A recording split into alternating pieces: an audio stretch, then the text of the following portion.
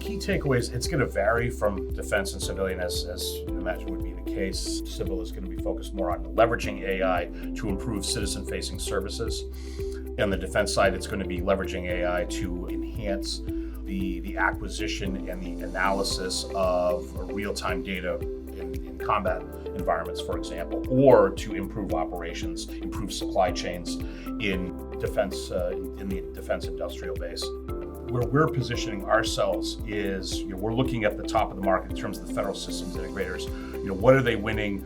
And very importantly, who are they partnering with? Because they, much like they did in the cloud market, when cloud really started to take off after the pandemic 4 years ago, almost 5 years ago now, they realized we don't have the technologies, we don't have the cutting edge know-how, and that know-how resides in the commercial market. So they, across the board, started to look to their commercially focused IT peers, and we have seen an explosion of activities both to establish new partnerships with the leaders in multiple aspects of commercial IT, as well as in specific areas like AI. So partnerships are going to be key, and in many ways, it's already table stakes. If you're not, for example, in cloud, if you're not already partnering with AWS and Microsoft and the other hyperscalers, then you're behind the curve.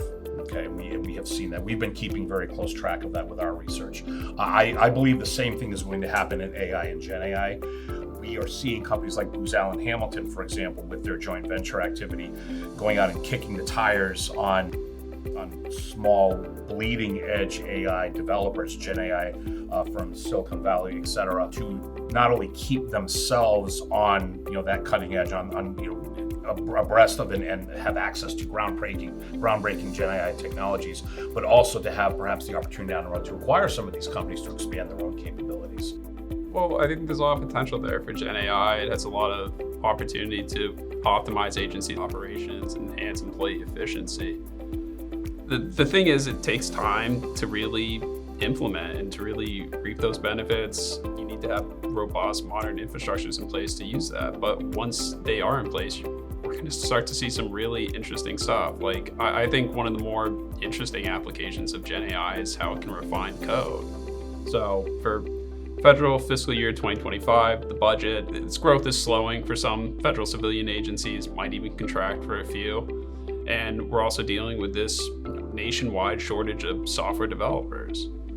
And agencies have been adopting low-code, no-code platforms for some time. They're a cost-effective way for people without really any background in software development or coding to build applications, test them. And we're seeing vendors like ICF weaving more GenAI capabilities into these low-code, no-code platforms, which it really has the opportunity to make it even easier for people without any of this background to build these applications, test them out.